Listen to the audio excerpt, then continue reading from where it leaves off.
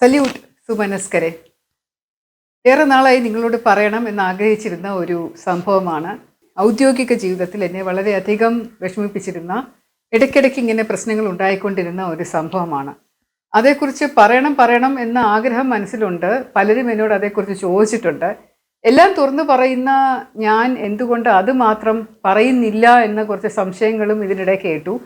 ഇത്രയും എപ്പിസോഡുകൾ പറഞ്ഞിട്ടും ഞാൻ അത് മനഃപൂർവ്വം ഒഴിവാക്കുകയായിരുന്നു. അതിന് കാരണമുണ്ട്.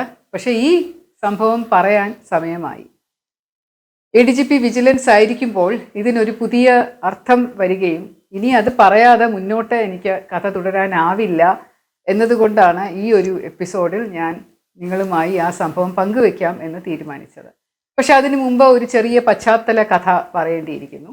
1921 ഒരു കർഷകന്റെ മകനായി ജനിച്ച പയ്യൻ, ജനന സമയത്ത് തന്നെ അച്ഛൻ മരണപ്പെട്ട ഒരു ദുർനാളാണ് എന്നൊക്കെ വീട്ടുകാർ മുദ്ര കുത്തിയിരുന്ന ഒരു കുട്ടി 14 വയസ്സ് വരെ കഷ്ടപ്പെട്ടാണെങ്കിലും പഠിച്ച് ഉന്നത വിജയത്തോടു കൂടി മെട്രിക്കുലേഷൻ, അന്നത്തെ 10ാം ക്ലാസ് പാസ്സായ ശേഷം ഒരു ജോലിക്ക് വേണ്ടി ബോംബെയിൽ ബന്ധുവിൻ്റെ അടുത്ത് ചെന്നു. അവിടെ നിന്നുകൊണ്ട് ടൈപ്പിങ്ങും ഷോർട്ട് ഹാൻഡും പഠിച്ച ശേഷം ജോലിക്ക് വേണ്ടി അപേക്ഷിച്ച് കാത്തിരിക്കുമ്പോഴാണ് പട്ടാളത്തിൽ ആളുകളെ എടുക്കുന്നുണ്ട് എന്നുള്ള ഒരു വാർത്ത പടരുന്നതും. അങ്ങനെ അപേക്ഷിച്ച ശേഷം നല്ല സൈസ് ഉണ്ടായിരുന്നത് കൊണ്ട്, നല്ല പൊക്കവും സാമാന്യ വണ്ണവും മസിൽസും ഒക്കെ ഉണ്ടായിരുന്നത് കൊണ്ട് പെട്ടെന്ന് തന്നെ പട്ടാളത്തിലേക്ക് നിയമനം കിട്ടി. വെറും 17 വയസ്സേ അന്ന് ആ കുട്ടിക്ക് പ്രായമുണ്ടായിരുന്നുള്ളൂ. അവനൊരു 7-8 വർഷം പട്ടാളത്തിൽ പല സ്ഥലത്ത് ജോലി ചെയ്തു. ടൈപ്പിങ്ങും ഷോർട്ട് ഹാൻഡും അറിയാവുന്നത് കൊണ്ട് ഉദ്യോഗസ്ഥർക്കൊക്കെ അവനെ ഓഫീസ് വർക്കിൽ എടുക്കാനായിട്ട് താല്പര്യമുണ്ടായിരുന്നെങ്കിലും അതിർത്തിയിൽ പോയി യുദ്ധത്തിലും പങ്കെടുത്തിട്ടുണ്ട്. അങ്ങനെ 2ാം ലോക മഹായുദ്ധ കാലത്ത് ഭാരതത്തിൻ്റെ അതിർത്തിയായ ഒരു സ്ഥലത്ത്, ചൈനയുമായി ചേർന്ന് നിൽക്കുന്ന ഒരു സ്ഥലത്ത് ബ്രിട്ടീഷ് പട്ടാളത്തിന് വേണ്ടി, ഭാരതത്തിന് വേണ്ടി യുദ്ധം ചെയ്തുകൊണ്ടിരിക്കുന്നതിനിടയിലൂടെ അദ്ദേഹത്തിന് ഗുരുതരമായ പരിക്കേറ്റു. അഗാധമായ ഗർത്തത്തിലേക്ക് വീണുപോയി. അവസാനം മരിച്ചു എന്ന് കരുതി വാരി കൂട്ടിയ ശവശരീരങ്ങളുടെ ഇടയിൽ ജീവന്റെ തുടിപ്പ് കണ്ട് ഇദ്ദേഹത്തെ ആശുപത്രിയിൽ കൊണ്ടാക്കുകയും അവിടെ നിന്ന് രക്ഷപ്പെട്ട് നാട്ടിലേക്ക് വരികയും ചെയ്തു. തുടർന്ന് പട്ടാളത്തിൽ ജോലി ചെയ്യാനുള്ള ശാരീരിക അവസ്ഥ ആ സമയം ഇല്ലായിരുന്നു.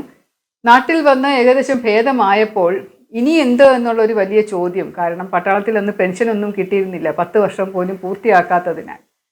ഒരു ID കാർഡ് ഉണ്ടായിരുന്നു, എക്സ് സർവീസുകാരൻ എന്ന്. പക്ഷെ അത് വെച്ച് ജോലി കിട്ടുക പ്രയാസമാണ്.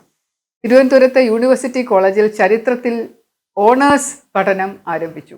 അന്നത്തെ ഓണേഴ്സ് എന്ന് പറയുമ്പോൾ ഇപ്പോഴത്തെ ബിരുദവും ബിരുദാനന്തര പഠനവും കൂടെ ചേർന്നതായിരുന്നു. ആ പഠനത്തിൽ മികച്ചു നിന്ന് കേരള യൂണിവേഴ്സിറ്റിയുടെ ഫസ്റ്റ് കിട്ടി, ഒരു സ്വർണ്ണ മെഡലും കരസ്ഥമാക്കിയിരുന്നു. അധികം വൈകാതെ കോളേജ് അധ്യാപകനാവുകയും പല സ്ഥലത്തായി ജോലി ചെയ്യുകയും ചെയ്തു. യുദ്ധത്തിൽ പരിക്കേറ്റതോടൊപ്പം കാലിൽ അഗാധമായ ഒരു വെടിയുണ്ടയുടെ മുറിവും ചെവിയുടെ കേൾവിശക്തിയും നഷ്ടപ്പെട്ടിരുന്നു. ഒരു ചെവി ശകലം കേൾക്കാമായിരുന്നു. അത് പിന്നീട് ഓപ്പറേഷനൊക്കെ ചെയ്ത് ഏകദേശം ശരിയാക്കിയിരുന്നു. ഹിയറിംഗ് എയ്ഡ് വെച്ചുകൊണ്ട് മാത്രമാണ് ജോലി ചെയ്യാൻ സാധിച്ചിരുന്നത്. അദ്ദേഹത്തിന് 31-32 വയസ്സാവുമ്പോഴാണ് അദ്ദേഹത്തെക്കാൾ 11 വയസ്സ് താഴെയായ ഒരു സ്ത്രീയെ കല്യാണം കഴിക്കുന്നത്. സാമാന്യം ഭേദപ്പെട്ട കുടുംബത്തിൽ നിന്നുള്ള ഒരു കുട്ടിയായിരുന്നു. ആ കുട്ടിയുടെ അച്ഛൻ ഡോക്ടറായിരുന്നു. ഈ ദമ്പതികൾക്ക് 4 മക്കളുണ്ടായി. അതിൻ്റെ 3ാമത്തെ പെൺകുട്ടിയാണ് അടുത്ത കഥാപാത്രം.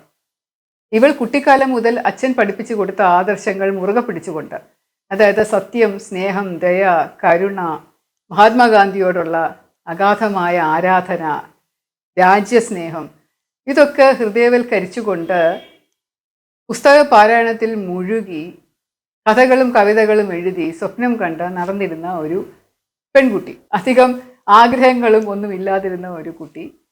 ആൺകുട്ടികളെ പോലെ മരത്തിൽ കയറാനും വെളിയിൽ പോയി കളിക്കാനും വീഴാനും ഒക്കെ സമർത്ഥയായിരുന്നത് കൊണ്ട് അമ്മയുടെ അടുത്ത് നിന്ന് കുറച്ചധികം ഉപദ്രവം, തല്ലും പിച്ചുമൊക്കെ സഹിക്കേണ്ടി വന്നിട്ടുള്ള ഒരു കുട്ടിയുമായിരുന്നു.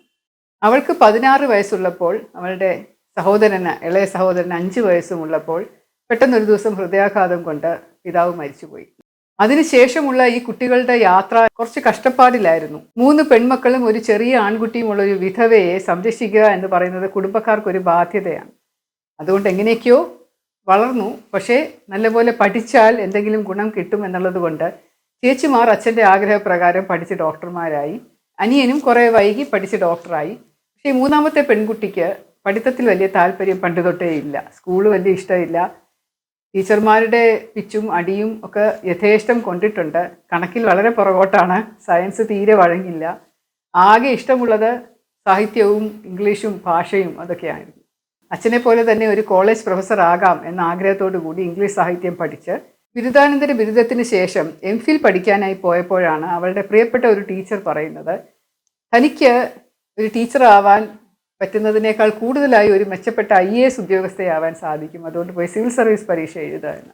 MPhil എടുക്കണ്ട എന്ന് നിർബന്ധമായിട്ട് പറഞ്ഞതുകൊണ്ട്, ശരിയാണല്ലോ അങ്ങനെ ടീച്ചർ പറഞ്ഞതുകൊണ്ട് എന്നിൽ എന്തെങ്കിലും കാണും എന്ന ഒരു ആഗ്രഹത്തോടു കൂടി പോയി സിവിൽ സർവീസ് എന്താണെന്ന് അറിഞ്ഞുകൂടാതിരുന്ന ഒരു വ്യക്തി, ജീവിതത്തിൽ ഇതേവരെ കാര്യമായിട്ട് സിവിൽ സർവീസിനെ കണ്ടിട്ടില്ലാത്ത, കുടുംബത്തിൽ ആരും ഇല്ലാതിരുന്ന, ആരോടും സംസാരിച്ചിട്ടില്ലാത്ത അങ്ങനെ ഒരു കുട്ടി പോയി സിവിൽ സർവീസ് പരീക്ഷ എന്ന സ്വപ്നം കണ്ട് അവസാനം അത് 2ാം വട്ടം എഴുതി ഏതോ നിയോഗം പോലെ IAS കിട്ടാതെ IPS കിട്ടി കേരളത്തിൽ വന്നു. മനസ്സിലായി കാണുമല്ലോ ആരെക്കുറിച്ചാണ് പറഞ്ഞത് എന്ന്. ഇനി ആ കുട്ടി എന്നുള്ള പദപ്രയോഗം മാറ്റി നിർത്തി ഞാൻ എന്ന് പറഞ്ഞുകൊണ്ട് ബാക്കി കഥ പറയാം. കിണറ്റിലെ തവളയെ പോലെ കേരളവും തിരുവനന്തപുരവും മാത്രമായി ഒതുങ്ങി നിന്നിരുന്ന ഞാൻ റിസർവ് ബാങ്കിൽ ഓഫീസറായിട്ട് ജോലി കിട്ടിയപ്പോൾ, അതായത് സിവിൽ സർവീസിന് പഠിക്കുന്നതിനിടയിലൂടെ എഴുതിയ ഒരു പരീക്ഷ, അതിൽ അപ്രതീക്ഷിതമായി വിജയിച്ചു. റിസർവ് ബാങ്കിൽ ഓഫീസർ ഗ്രേഡ് B ആയിട്ട് കിട്ടി. അങ്ങനെ അവിടെ പോയി ചാർജ് എടുത്ത വളരെ കഷ്ടപ്പെട്ടു. കാരണം കണക്കൊട്ടും ഇഷ്ടമില്ല, സ്റ്റാറ്റിസ്റ്റിക്സ് വളരെ ബുദ്ധിമുട്ടായിട്ട് തോന്നി. കുറേ കടലാസുകളും പേപ്പറും കൊണ്ട് മുന്നിലിട്ട് തന്നിട്ട് അതെല്ലാം ടാബുലേറ്റ് ചെയ്യാൻ പറയും. അങ്ങനെ കഷ്ടിച്ച് 1.5 ആഴ്ചയായപ്പോഴേക്കും ഭയങ്കര കടുത്ത പണിയോടുകൂടി തിരിച്ചു വന്നിട്ട് ജോലി രാജിവെച്ചിട്ടാണ് IPS കിട്ടിയപ്പോൾ ചേർന്നത്. ഇത്രയും പ്രായമാണെങ്കിൽ 26 വയസ്സ് കഴിഞ്ഞെങ്കിലും ഒരു പരിഭ്രമത്തോടു കൂടിയും ഒന്നും അറിയാത്ത പോലെയൊക്കെയാണ് അന്നത്തെ ഒരു അനുഭവം ഉണ്ടായിരുന്നത്. ഒന്നിനെക്കുറിച്ചും കാര്യമായ ഒരു വിവരമൊന്നും ഇല്ലാത്ത പോലെയായിരുന്നു. കുട്ടിക്കാലം പഠിച്ചത് മുഴുവൻ പെൺകുട്ടികളോടൊപ്പമായിരുന്നു. ഗേൾസ് സ്കൂളാണ്, വിമൻസ് കോളേജാണ്. അതിനുശേഷം 2 വർഷമാണ് യൂണിവേഴ്സിറ്റി ഇൻസ്റ്റിറ്റ്യൂട്ട് ഓഫ് ഇംഗ്ലീഷിൽ പഠിച്ചത്. അവിടെ കുറച്ച് ആൺകുട്ടികളുണ്ടായിരുന്നു. പക്ഷെ അതിനുശേഷം വലിയ കാര്യമായിട്ട് ആൺകുട്ടികളോട് ഇടപഴകി പരിചയമില്ലാത്ത, ആളുകളുടെ സ്വഭാവം ഒന്നും അറിഞ്ഞിടാത്ത, എല്ലാവരെയും വിശ്വസിച്ചിരുന്ന, സ്നേഹിച്ചിരുന്ന ഒരു സാമാന്യം വിഡ്ഢി ഒരു പെൺകുട്ടി ആയിരുന്നു ഞാൻ ആ സമയം. മസൂറിയിലുള്ള ലാൽ ബഹാദൂർ ശാസ്ത്രി അക്കാഡമിയിൽ ആദ്യമായി ചെല്ലുമ്പോൾ എനിക്ക് ഹിന്ദി ഒട്ടും അറിയില്ലായിരുന്നു. അതുകൊണ്ട് മലയാളികളായിട്ടുള്ള വേറെ ആരുണ്ട് എന്ന് അന്വേഷിക്കുകയായിരുന്നു എൻ്റെ ആദ്യത്തെ പ്രധാനപ്പെട്ട ജോലി. 2 മലയാളം അറിയാവുന്ന തമിഴ്നാട്ടുകാരായിട്ടുള്ള ആളുകളുമായി നേരത്തെ പരിചയപ്പെട്ടിരുന്നു. സിവിൽ സർവീസിൻ്റെ റിസൾട്ട് വന്നപ്പോൾ അവർ വീട്ടിൽ വന്ന് സംസാരിച്ചിരുന്നു. ശൈലേന്ദ്ര ബാബു IPS കിട്ടിയ ആളാണ്, കന്യാകുമാരി ജില്ലക്കാരനാണ്. മെർവിൻ അലക്സാണ്ടർ എന്ന് പറഞ്ഞ് പോസ്റ്റൽ സർവീസ് കിട്ടിയ മറ്റൊരു ആള്. അവർ രണ്ടുപേരും വളരെ നല്ല ഫ്രണ്ട്സായിട്ട് ഇപ്പോഴും തുടരുന്നുണ്ട്. അക്കാഡമിയിൽ ചെന്നപ്പോൾ മലയാളികളായിട്ടുള്ള വേറെ ആരുണ്ട് എന്നും നോക്കിയപ്പോൾ കുറച്ച് പേര് IASലുണ്ട്. ഇപ്പോഴത്തെ ചീഫ് സെക്രട്ടറി VP ജോയ് എൻ്റെ ബാച്ച്മേറ്റാണ്, അദ്ദേഹം IAS ഓഫീസറായിട്ടുണ്ടായിരുന്നു. പിന്നെ വേറൊരു ജോയ് വാലന്റൈൻ ഉണ്ടായിരുന്നു. അങ്ങനെ വേറെ കുറേ ആൾക്കാർ മലയാളികൾ മറ്റ് സർവീസുകളിലുണ്ടായിരുന്നു. പക്ഷേ IPS ആയിട്ട് എന്നെ കൂടാതെ മറ്റൊരു ആളും കൂടെ ഉണ്ടായിരുന്നുള്ളൂ. എന്നെക്കാളും 2.5 വയസ്സ് ഇളയ ഒരു സ്മാർട്ടായിട്ടുള്ള ഒരു പയ്യനായിരുന്നു അത്. നല്ല സൗഹൃദ വലയമുള്ള, നല്ലപോലെ ഹിന്ദി അറിയാവുന്ന ഒരാളുമായിരുന്നു. കാരണം ഡൽഹിയിലാണ് ഗ്രാജുവേഷൻ പഠിച്ചത്. കൂടാതെ ഏതൊരു അക്കാഡമിയിൽ സിവിൽ സർവീസ് ട്രെയിനിങ്ങിന് വേണ്ടി പോയിട്ടുണ്ട്. അപ്പോൾ അവിടെ ഉണ്ടായിരുന്ന കുറേ പേർക്ക് കിട്ടുകയും ചെയ്തു. അപ്പോൾ അങ്ങനെ നല്ലൊരു സൗഹൃദ വലയവും വളരെ ഫ്രീ ആയിട്ട് നടക്കുന്ന ഒരു ആളുമായിരുന്നതുകൊണ്ട് ഇടയ്ക്കിടയ്ക്ക് എനിക്ക് അദ്ദേഹത്തോട് പോയി സംസാരിക്കാനും കാര്യങ്ങളൊക്കെ ചോദിക്കാനും ഒക്കെ ഇഷ്ടമായിരുന്നു. ആ സമയത്ത് മൊബൈൽ ഫോണോ കമ്പ്യൂട്ടറോ ഒന്നും ഇല്ലായിരുന്നല്ലോ. അപ്പോൾ വീട്ടിലേക്ക് വിളിക്കണം എന്നുണ്ടെങ്കിൽ ഫോൺ ബുക്ക് ചെയ്ത്, ട്രങ്ക് കോൾ ബുക്ക് ചെയ്ത് പോയി വെയിറ്റ് ചെയ്തിരിക്കണം. മസൂറി അക്കാഡമിയിൽ മുകളിൽ ഒരു കോമൺ റൂം ആയിട്ടുണ്ടായിരുന്നു, ലൈബ്രറിയും കൂടെ ചേർന്ന് ആളുകൾക്ക് ഇരിക്കാൻ പറ്റുന്ന ഒരു ലൗഞ്ച് ഏരിയ. അവിടെ വെച്ചിട്ടാണ് ടെലിഫോൺ ബുക്ക് ചെയ്ത് ട്രങ്ക് കോൾ കണക്ട് ചെയ്യുന്നത് വരെ കാത്തിരിക്കേണ്ടത്. അപ്പോൾ ഞാൻ ഒരു ദിവസം അങ്ങനെ വീട്ടിൽ അമ്മയുമായി സംസാരിക്കാൻ ഒരു മാഗസീനുമായി അവിടെ ട്രങ്ക് കോളും ബുക്ക് ചെയ്തിരിക്കുന്ന സമയം മലയാളി പയ്യൻ എൻ്റെ അടുത്ത് സോഫ സെറ്റിൽ വന്നിരുന്നു കൊണ്ട് സംസാരിക്കാൻ തുടങ്ങി.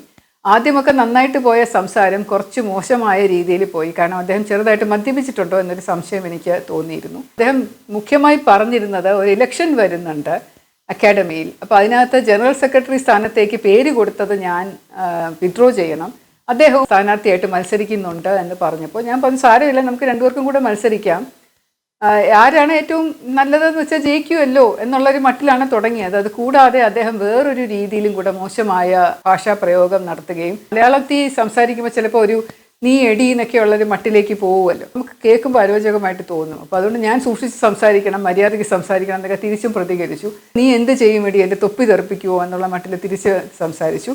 അവസാനം കയറി പിടിയോ കൈ വലിയോ ഒക്കെ ആയിട്ട് ഒരു പ്രശ്നമായി. ഞാൻ കരഞ്ഞുകൊണ്ട് അവിടെ നിന്ന് ഇറങ്ങി ഓടിപ്പോയി. അവിടെ കുറച്ച് പേരൊക്കെ ഉണ്ടായിരുന്നു, അവരൊക്കെ കണ്ടു ഈ സംഭവം. മുറിയിൽ ചെന്നിരുന്ന് ഞാൻ വളരെ വിഷമിച്ചിരുന്നപ്പോൾ എൻ്റെ കൂട്ടുകാരികൾ, അടുത്തുണ്ടായിരുന്ന റൂംമേറ്റ്സും മറ്റുള്ളവരൊക്കെ ചോദിച്ചു എന്ത് സംഭവിച്ചു. ഞാൻ അവരുമായിട്ട് ഇത് പങ്കുവെച്ചപ്പോൾ അവർ പറഞ്ഞു തീർച്ചയായിട്ടും ഇതേക്കുറിച്ച് പരാതി പറയണം, കാരണം ഇത് മോശമായിട്ടുള്ള കാര്യമാണ് എന്ന് പറഞ്ഞു. ഞങ്ങളുടെ കോസ്റ്റ് ഡയറക്ടറായിരുന്ന ശ്രീ ബാദൽ ദാസിന് ഒരു പരാതി എഴുതി കൊടുക്കുകയും അദ്ദേഹം താമസിയാതെ തന്നെ ഞങ്ങൾ രണ്ടുപേരെയും അദ്ദേഹത്തിനെ മുറിയിൽ വിളിച്ചിരുത്തി സുഹൃത്തിനെ നല്ലപോലെ വഴക്ക് പറയുകയും ചെയ്തു. അദ്ദേഹത്തെ കൊണ്ട് മാപ്പ് പറയിച്ചു. ഞങ്ങൾ ഷേക്ക് ഹാൻഡ് ചെയ്തിട്ടൊക്കെയാണ് പിരിഞ്ഞത്. പക്ഷെ പിന്നീടുള്ള ഇലക്ഷൻ വന്നപ്പോൾ സ്റ്റേജിൽ കയറി ഞങ്ങൾ പ്രസംഗിക്കുന്ന സമയമാകുമ്പോൾ ഞാൻ കാര്യമായിട്ട് പ്രസംഗിക്കും, കാരണം എനിക്കുണ്ടായിരുന്ന ആകെ വിമൻസ് കോളേജിലുള്ള ജനറൽ സെക്രട്ടറി ആയിട്ട് മത്സരിച്ച എക്സ്പീരിയൻസ് ആണ്. അദ്ദേഹം കയറി നിന്ന് ഗിറ്റാർ വായിക്കുകയും തബല വായിക്കുകയും പാട്ട് പാടുകയൊക്കെ ചെയ്തിട്ടാണ് കരഘോഷം ലഭിച്ചിരുന്നത്. അതിനേക്കാളും വളരെയധികം വോട്ടോടുകൂടി അദ്ദേഹം ജയിച്ചു വരികയും അതിനുശേഷം കാര്യങ്ങളൊക്കെ തീരുന്നു വിചാരിച്ചു. പക്ഷെ എന്തുകൊണ്ടോ തീർന്നില്ല. അവിടെ വെച്ച് തന്നെ പല തരത്തിലുള്ള പ്രശ്നങ്ങളുണ്ടായി. മലയാളത്തിൽ വന്ന എൻ്റെ ഒരു ഇൻ്റർവ്യൂ, എനിക്ക് സിവിൽ സർവീസ് കിട്ടിയപ്പോൾ ആ സമയം IAS ആണോ IPS ആണോ എന്നൊന്നും അറിയാത്ത സാഹചര്യമായിരുന്നു. അപ്പോൾ IAS എന്നുള്ള മട്ടിലാണ് എല്ലാവരും എഴുതിയിരുന്നത്. എന്നെ ഒരാൾ ഇൻ്റർവ്യൂ ചെയ്ത ഒരു മാസിക അദ്ദേഹം അത് എങ്ങനെയോ അക്കാഡമിയിൽ കൊണ്ടുവന്ന് അത് ഇംഗ്ലീഷിൽ തെറ്റായ രീതിയിൽ വിവർത്തനം ചെയ്ത് അതിനകത്ത് ചെറുപ്പകാലം മുതൽ ഒരു IAS ഓഫീസറെ വിവാഹം ചെയ്യാനായിരുന്നു എനിക്ക് ആഗ്രഹം, അതുകൊണ്ടാണ് കഷ്ടപ്പെട്ട് ഞാൻ പഠിച്ച IASൽ കയറിയതെന്നും IAS ഓഫീസറാണ് ഞാനെന്ന് തെറ്റിദ്ധരിപ്പിച്ചു എന്നുമൊക്കെയുള്ള മട്ടിൽ ഇങ്ങനെ കഥകൾ പടരുകയും അതുവരെ എന്നോട് സംസാരിച്ചിരുന്ന ചില IAS ആൺ സുഹൃത്തുക്കൾ പെട്ടെന്നൊരു ദിവസം എൻ്റെ അടുത്ത് നിന്ന് പിന്മാറുകയും ഇതെന്താ കാരണം എന്ന് അന്വേഷിച്ചപ്പോഴാണ് ഒരാൾ വന്ന് പറഞ്ഞത് അത് അവരെയൊക്കെ പറഞ്ഞ് ധരിപ്പിച്ചിരുന്നത് ഇങ്ങനെയൊക്കെയാണെന്നാണ്. അപ്പം എന്നെ ആ മാഗസിൻ കാണിക്കുകയും ഇങ്ങനെയല്ലേ പറഞ്ഞിരിക്കുന്നതെന്ന് എന്നോട് ചോദിക്കുകയും ഞാൻ പറഞ്ഞു അല്ല അങ്ങനെയൊന്നും അല്ല എന്ന് പറയുകയൊക്കെ ചെയ്ത ഒരു സംഭവം ഉണ്ടായി. അത് നിരന്തരം അക്കാഡമിയിലുണ്ടായിരുന്ന 3-4 മാസത്തോളം അതിങ്ങനെ തുടർന്നു. നാഷണൽ പോലീസ് അക്കാഡമിയിൽ പോയപ്പോഴും ഇതുപോലെയുള്ള ചെറിയ പ്രശ്നങ്ങൾ ഇടയ്ക്കിടയ്ക്ക് ഉണ്ടായിക്കൊണ്ടിരുന്നു. കേരളത്തിൽ വന്നപ്പോൾ തൊട്ടടുത്ത സബ് ഡിവിഷനുകളിലായി ഞങ്ങളുടെ പോസ്റ്റിങ്. എനിക്ക് കൂടുതൽ മാധ്യമങ്ങളിലൂടെ പബ്ലിസിറ്റി കിട്ടുന്നു എന്ന് തോന്നുമ്പോൾ അദ്ദേഹം അതിൻ്റെ ഇരട്ടിയായിട്ട് ചെയ്യാൻ ശ്രമിക്കുകയും മാധ്യമങ്ങളിലൂടെ എന്നെ തളർത്താൻ ശ്രമിക്കുകയും എന്തൊക്കെയോ ഉള്ള ഒരു പ്രയാസം ഉണ്ടായിരുന്നത്. കൃത്യമായിട്ടും ഇതാണോ കാരണം അതോ വേറെ എന്തെങ്കിലും കാരണമുണ്ടോ എന്നറിയില്ല. പക്ഷേ എന്ത് പ്രശ്നം എൻ്റെ ജീവിതത്തിലുണ്ടായാലും എൻ്റെ പുറകിൽ ഇദ്ദേഹമാണ് എന്ന് പലരും വന്ന് പറയുന്ന ഒരു രീതി ഉണ്ടായിരുന്നു. ചിലപ്പം അടി കിട്ടുമ്പോൾ തിരിച്ചടിക്കും അറിയാതെ. അങ്ങനെ വർഷങ്ങൾ ഇങ്ങനെ കടന്നുപോയി. ഇടയ്ക്കിടയ്ക്ക് വീണ്ടും ഇടയ്ക്കിടയ്ക്ക് ഇണങ്ങും, ഇടയ്ക്കിടയ്ക്ക് പരിഭവം. കുടുംബവുമായിട്ട് എനിക്ക് നല്ല ബന്ധമായിരുന്നു. അദ്ദേഹത്തിന് വളരെ നല്ല ഒരു സ്നേഹമയിയായ എൻ്റെ വളരെ ക്ലോസ് ആയിട്ടുള്ള ഒരു സ്ത്രീയായിരുന്നു ഭാര്യ. അതുപോലെ അദ്ദേഹത്തിൻ്റെ മാതാവുമായിട്ടും ആൻറ്റിയുമായിട്ടും എനിക്ക് വളരെയധികം അടുപ്പമുണ്ടായിരുന്നു. ആൻറ്റി പറഞ്ഞിട്ടുള്ള പല ചടങ്ങുകൾക്ക് ഞാൻ പോയിട്ടുണ്ട്. വീട്ടിൽ വിളിക്കുമ്പോഴൊക്കെ പോയിട്ടുണ്ട്. ചെറിയ പ്രശ്നങ്ങൾക്ക് എന്നെ വിളിക്കുമായിരുന്നു. വീട്ടിൽ ഒറ്റയ്ക്ക് താമസിക്കുമ്പോൾ അടുത്ത വീട്ടിൽ നിന്ന് ശബ്ദമുണ്ടാകുന്നു, വീട് പണി നടക്കുമ്പോൾ ടക്കട്ടൊക്കെ ഉറങ്ങാൻ പറ്റുന്നില്ല. ആൻറ്റി താമസിക്കുന്ന വീടിൻ്റെ അടുത്തുള്ള ഒഴിഞ്ഞ പറമ്പിലെ കുട്ടികൾ ക്രിക്കറ്റ് കളിക്കുമ്പോൾ അവരിടയ്ക്കിടയ്ക്ക് ബോൾ വന്ന് വീഴും, എടുക്കാൻ കയറും, ഒരു ഗ്ലാസ് പൊട്ടി എന്നൊക്കെയുള്ള പരാതി ഉണ്ടായിരുന്നു.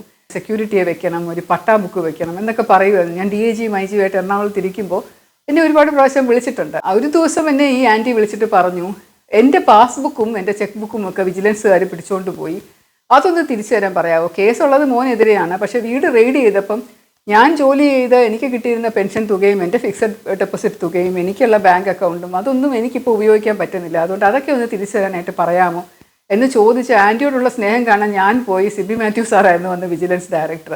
അദ്ദേഹത്തിൻ്റെ മുന്നിലിരുന്ന് ഞാൻ പറഞ്ഞു, സാർ അതങ്ങ് തിരിച്ചു കൊടുത്തൂടെ, പാവം ആൻറ്റിക്ക് അതങ്ങ് തിരിച്ചു കൊടുത്തൂടെ എന്ന് ചോദിച്ചപ്പോൾ ആവശ്യമില്ലാത്ത കാര്യങ്ങളൊന്നും ഇടപെടരുത്, പൊക്കോ എന്ന് പറഞ്ഞ് എൻ്റെ വഴക്ക് പറഞ്ഞു വിട്ടു. പക്ഷെ അത് പിന്നീട് തിരിച്ചു കൊടുത്തു എന്ന് തോന്നുന്നുണ്ട് എനിക്ക്. പക്ഷേ ഇതിനൊക്കെ വേണ്ടി ഞാൻ ആത്മാർത്ഥമായിട്ട് ചെയ്തിട്ടുണ്ട്. വ്യക്തി എന്നോട് കാണിക്കുന്ന കോപ്രായങ്ങളോടായിരുന്നു എനിക്ക് ദേഷ്യമുണ്ടായിരുന്നത്. അല്ലാതെ അദ്ദേഹത്തിനോട് എനിക്ക് പേഴ്സണലായിട്ടൊരു വിരോധമില്ല. ഇടയ്ക്കിടയ്ക്ക് നല്ല സ്നേഹവുമാണ്. വന്ന് മാപ്പ് പറയുകയും ബോട്ട് സവാരിക്ക് പോകുമ്പം എന്നെയും കുടുംബത്തെയും വിളിച്ചുകൊണ്ട് പോകും. ചിലപ്പോൾ എൻ്റെ ഹസ്ബൻഡിനെ കാണുമ്പോൾ റെയിൽവേയിലൊക്കെ ഇരിക്കുമ്പോൾ ട്രെയിനിൽ നല്ല സീറ്റൊക്കെ കൊടുക്കും. എൻ്റെ അമ്മയ്ക്ക് നല്ല സീറ്റ് കൊടുത്തിട്ടുണ്ട്. അങ്ങനെ സ്നേഹത്തോടു കൂടിയൊക്കെ ഇടയ്ക്കിടയ്ക്ക് പെരുമാറുമെങ്കിലും എനിക്ക് എൻ്റെ ഔദ്യോഗിക ജീവിതത്തിലുണ്ടായിട്ടുള്ള പല അനുഭവങ്ങളുടെയും പിന്നാമ്പുറ കഥകൾ പരിശോധിക്കുമ്പോൾ നമ്മളൊന്നും കൂടെ ഒന്ന് ചൂഴ്ന്ന് നോക്കുമ്പോൾ ഇതിൽ ഇദ്ദേഹത്തിൻ്റെ പേര് ഉയർന്ന് കേട്ടിട്ടുണ്ട്. വിജിലൻസ് ADGP ആയിട്ട് ഞാൻ 2012 സെപ്റ്റംബർ മുതൽ 2014 ഫെബ്രുവരി വരെ വന്നപ്പോൾ ഒരുപാട് ഫയലുകൾ ഇങ്ങനെ കൂമ്പാരമായിട്ട് മുടങ്ങിക്കിടക്കുന്ന ഒരവസ്ഥയായിരുന്നു എന്ന് ഞാൻ നിങ്ങളോട് കഴിഞ്ഞ 2 എപ്പിസോഡുകളിലായിട്ട് പറയുന്നുണ്ട്. അതിനിടയിൽ കണ്ട ഒരു ഫയലാണ് ഒരു അനധികൃത സ്വത്ത് സമ്പാദന കേസ് ഇദ്ദേഹത്തിൻ്റെ പേരിൽ. ഈ കേസ് എന്ന് പറയുന്നതിലും ഞാൻ ഒരിക്കൽ ഇടപെട്ടിട്ടുണ്ട്. Hormis Tharakan sir director vigilance ആയിരുന്നപ്പോൾ, ഞാൻ വിജിലൻസ് DIG ആയിരുന്നപ്പോൾ അദ്ദേഹം 2-3 പ്രാവശ്യം തരകൻ സാറിനെ കാണാൻ വന്നിട്ടുണ്ട്. ഈ എൻ്റെ സുഹൃത്ത്, എൻ്റെ ബാച്ച്മേറ്റിൻ്റെ കൂടെ വന്നിരുന്നിട്ട് കുറേ നേരം കഴിഞ്ഞപ്പോൾ പറഞ്ഞു, ഇനി ഒന്ന് അദ്ദേഹത്തോട് പറ, ശ്രീലേഖയ്ക്ക് നല്ല ബന്ധമാണെങ്കിൽ ഒന്ന് പറയുമോ, ഈ കേസ് ഒന്ന് എഴുതി തള്ളാനായിട്ട് പറയുമോ, അതിനകത്ത് കാര്യമായിട്ടൊന്നും ഇല്ല എന്ന് പറഞ്ഞു. ഞാൻ പിന്നീട് അദ്ദേഹത്തെ കണ്ടപ്പോൾ ഞാൻ പറഞ്ഞു, സാർ ഇദ്ദേഹം വന്ന് എൻ്റെ അടുത്ത് പറഞ്ഞു ഇങ്ങനെ അദ്ദേഹത്തിനെതിരെയുള്ള കേസെന്ന് പറയുന്നത് ഒന്ന് അന്വേഷിച്ച് തീർത്തുകൂടെ, ഒന്ന് അതിനകത്ത് കാര്യമായിട്ടൊന്നും ഇല്ല എന്നാണ് പറയുന്നത് എന്ന് പറഞ്ഞപ്പോൾ തരൻ സാർ എന്നെ നോക്കിയ ഒരു നോട്ടം ഉണ്ടായിരുത്തി. ഓ അങ്ങനെയാണല്ലേ എന്ന് പറഞ്ഞ്. അപ്പോൾ അതുപോലെ സഹായിക്കാനായിട്ട് ഒരുപാട് പ്രാവശ്യം ഞാൻ ശ്രമിച്ചിട്ടുണ്ട് പറഞ്ഞിട്ട്. പക്ഷെ ആ ഫയൽ ഇപ്പോൾ അന്വേഷണമൊക്കെ പൂർത്തിയായി തെളിഞ്ഞ് അനധികൃത സ്വത്ത് സമ്പാദ്യം ഇത്ര ശതമാനത്തിന് കൂടുതൽ അദ്ദേഹം സമ്പാദിച്ചിട്ടുണ്ടെന്നുള്ളതിൻ്റെ സകല തെളിവുകളുമായിട്ട് വന്ന് ഒരു 10 വർഷമായിട്ട് ഇങ്ങനെ ഒരു ഉറങ്ങിയ സ്ഥിതിയിൽ വിജിലൻസിൽ വന്ന് കിടക്കുകയാണ് ആ ഫയൽ. ലീഗൽ ഒപ്പീനിയൻ ഉണ്ട്, അഡ്വക്കേറ്റ് സാങ്ഷൻ ഉണ്ട്, എല്ലാം വന്നിട്ടുണ്ട്, ഇൻവെസ്റ്റിഗേഷൻ ഉണ്ട്, എല്ലാം ചെയ്ത് കംപ്ലീറ്റ് ആക്കിയിട്ടുണ്ട്. പക്ഷേ ഒരു IPS ഓഫീസർക്കെതിരെയുള്ള കേസ് ചാർജ് ഷീറ്റ് ചെയ്യണം എന്നുണ്ടെങ്കിലും MHAയുടെ പ്രോസിക്യൂഷൻ സാങ്ഷൻ ലഭിക്കണം. അത് ആക്ടിനകത്ത് പറഞ്ഞിട്ടുള്ളതാണ്. അപ്പോയിൻറ്റിംഗ് അതോറിറ്റീസ് പ്രോസിക്യൂഷൻ സാങ്ഷൻ നൽകാതെ ഒരു വിജിലൻസ് കേസും നമുക്ക് കോടതിയുടെ മുന്നിൽ ചാർജ് ഷീറ്റ് ചെയ്യാൻ പറ്റില്ല. ഇപ്പോൾ സംസ്ഥാന സർക്കാരിൻ്റെ ആണെങ്കിൽ സംസ്ഥാന സർക്കാർ അതിന് സാങ്ഷൻ തരണം, കേന്ദ്ര സർക്കാർ ആണെങ്കിൽ കേന്ദ്ര സർക്കാർ സാങ്ഷൻ തരണം. അപ്പം മിനിസ്ട്രി ഓഫ് ഹോം അഫയേഴ്സിൻ്റെ പ്രോസിക്യൂഷൻ സാങ്ഷന് വേണ്ടി വെയിറ്റ് ചെയ്യുകയാണ് ഇത്. പല പ്രാവശ്യം അത് അങ്ങോട്ടേക്ക് അയച്ചിട്ടുണ്ട്, പക്ഷേ അതെല്ലാം അവിടെ കിടക്കുകയാണ്, റിമൈൻഡേഴ്സ് അയച്ചുകൊണ്ടിരിക്കുന്നു, വന്നിട്ടില്ല. ഡ്രാഫ്റ്റ് പ്രോസിക്യൂഷൻ കൊടുത്തു, അതിലൊരു കുറേ കുറികൾ കൊടുത്തിട്ടുണ്ട്, അതെല്ലാം ചെയ്ത് തിരിച്ചു വന്നിരിക്കുകയാണ്. ഈ ഫയലും കൂടെ ഡിസ്പോസ് ചെയ്യണ്ടേ? ഇത്രയും ഫയലുകൾ, ഞാൻ 2000-ലധികം ഫയലുകൾ അവിടെ ഇരുന്ന് തീർത്ത് വിട്ടപ്പോൾ ഇങ്ങനൊരു ഫയൽ എൻ്റെ മുന്നിൽ കിടക്കുന്നത് വളരെ അരോചകമായിട്ട് എനിക്ക് തോന്നി. ഒരു സുപ്രീം കോടതി ഓർഡറുണ്ട്, പ്രോസിക്യൂഷൻ സാങ്ഷന് വേണ്ടി അപേക്ഷിച്ചിട്ട് 3 മാസമായിട്ടും കിട്ടിയില്ല എന്നുണ്ടെങ്കിൽ അത് ലഭിച്ചു എന്നുള്ള അനുമാനത്തിൽ നമുക്ക് കോടതിയിലേക്ക് ചാർജ് ഷീറ്റ് ഫയൽ ചെയ്യാം. അപ്പോൾ അതുകൊണ്ട് പ്രോസിക്യൂഷൻ സാങ്ഷന് വേണ്ടി ഇനി കാത്തിരിക്കേണ്ട കാര്യമൊന്നുമില്ല, അങ്ങ് ചാർജ് ഷീറ്റ് ഫയൽ ചെയ്യണമെങ്കിൽ ചെയ്യാം. മിനിസ്ട്രിയിൽ എന്തായാലും ഒരു പ്രാവശ്യവും കൂടെ കത്തയക്കാമെന്ന് പറഞ്ഞ് അന്നൊരു കത്തയച്ചപ്പോൾ അവിടെ നിന്ന് എന്നെ വിളിച്ചു, ഫോൺ ചെയ്തിട്ട് പറഞ്ഞു, ഈ പ്രോസിക്യൂഷൻ സാങ്ഷൻ ഇപ്പോഴൊന്നും കിട്ടാൻ സാധ്യതയില്ല, മിനിസ്റ്ററുടെ ഓഫീസിൽ നിന്ന് എന്തോ ഒരു ഇടപെടലുണ്ട് എന്ന് പറഞ്ഞു. അപ്പോൾ ഞാൻ പറഞ്ഞു, അത് മിനിസ്റ്ററുടെ സാക്ഷനൊന്നും എനിക്ക് വേണ്ട, ഇല്ലാതെ തന്നെ ഈ സുപ്രീം കോടതി ഓർഡർ വെച്ച് ഞാൻ ചാർജ് ഷീറ്റ് ചെയ്തോളാം. അപ്പോൾ ഞാൻ അയച്ച ഒരു DO ലെറ്റർ ആയതുകൊണ്ടാണ് അവരെന്നെ ഫോൺ വിളിച്ചത്. ഫോൺ സംഭാഷണത്തിന് മറുപടിയായിട്ട് ഞാൻ പറഞ്ഞു, ഞാൻ എന്തായാലും ഇത് ചാർജ് ഷീറ്റ് ചെയ്യാൻ പോവുകയാണ്, അതിനകത്ത് ഞാൻ മെൻഷൻ ചെയ്യും ഇത്ര നാളായിട്ട് ഫയല് MHAയിൽ പെൻഡിങ് ആണ്, ഇത്രയധികം ചോദ്യങ്ങൾക്ക് ഉത്തരം കൊടുത്തിട്ടും ഫയൽ ഇതുവരെ സാങ്ഷനായിട്ട് വന്നിട്ടില്ല, അതും ഞാൻ മെൻഷൻ ചെയ്തുകൊണ്ട് ഞാൻ ചാർജ് ഷീറ്റ് ഫയൽ ചെയ്യാൻ പോവുകയാണ് എന്ന് പറഞ്ഞപ്പോൾ നിക്ക് ഞാൻ ചെയ്യട്ടെ എന്ന് പറഞ്ഞിട്ട് ഒരാഴ്ചക്കകം അവർ പ്രോസിക്യൂഷൻ സാങ്ഷൻ തന്നു, കേസ് കോടതിയിൽ ചാർജ് ഷീറ്റ് ചെയ്തോളാൻ അനുവാദം തന്നു. അങ്ങനെ ഈ കേസ് കോടതിയിൽ ചാർജ് ഷീറ്റ് സമർപ്പിച്ചു. കേസ് ഇപ്പോഴും തീർന്നിട്ടില്ല, ട്രയലും കഴിഞ്ഞിട്ടില്ല, അതിങ്ങനെ നീണ്ടു പോവുകയാണ്. ഏകദേശം 20 വർഷത്തിന് മുകളിലോളം ഇങ്ങനെ കിടന്നിരുന്ന നീണ്ടു പോയിരുന്ന ഒരു കേസാണ് അതെന്ന് പോകുന്നത്. ഇപ്പോഴും അതങ്ങനെ കിടക്കുകയാണ്. അങ്ങനെ ഈ കേസ് ചാർജ് ഷീറ്റ് ചെയ്തു എന്നുള്ള ഒരു കുറ്റം ഞാൻ ചെയ്തതിൻ്റെ പുറത്ത് വളരെയധികം ബുദ്ധിമുട്ടുകൾ എനിക്ക് പിന്നീട് നേരിടേണ്ടി വന്നിട്ടുണ്ട്. ഞാൻ സത്യസന്ധമായി, ഞാൻ നേരത്തെ പറഞ്ഞല്ലോ, സ്വന്തം ബന്ധുക്കൾക്കെതിരെയുള്ള കേസാണെങ്കിലും ന്യായത്തിനും നിയമത്തിനും അതീതമായി നിൽക്കാൻ ഇഷ്ടമില്ലാത്തത് കൊണ്ട് കേസിൻ്റെ വഴിക്ക് പോകാനായിട്ട് ചാർജ് ഷീറ്റ് കൊടുക്കുകയും റിപ്പോർട്ട് എഴുതി കൊടുക്കുകയും അറസ്റ്റ് ചെയ്യാനുള്ള അനുവാദം കൊടുക്കുകയും ഒക്കെ ചെയ്തിട്ടുണ്ട്. എനിക്ക് മറ്റ് കേസുകളിൽ ഉണ്ടാക്കാത്തതിനേക്കാൾ കൂടുതൽ മനോവ്യാധിയും മനോവിഷമവും പിന്നീട് നിരന്തരമായിട്ട് കൂടി ഉണ്ടായിക്കൊണ്ടേയിരുന്നു. അതൊക്കെ ഞാൻ വഴിയെ നിങ്ങളോട് പറയാം. ഈ ഒരു കഥ പറയാതിരിക്കാൻ വയ്യ. ഞാൻ അദ്ദേഹത്തിൻ്റെ പേര് മനഃപൂർവ്വം ഒഴിവാക്കിയതാണ്. ആലോചിച്ച് നോക്കിയാൽ മനസ്സിലാവാവുന്നതേ ഉള്ളൂ ആരാണ് എന്നുള്ളത്. ഞങ്ങളിപ്പോൾ നല്ല സൗഹൃദത്തിലാണ്. റിട്ടയർമെൻറ്റിന് മുൻപേ തന്നെ ഏകദേശം ഒരു 6 വർഷമായിട്ട് ഞാനൊരു ആത്മീയ പാതയിലാണ്.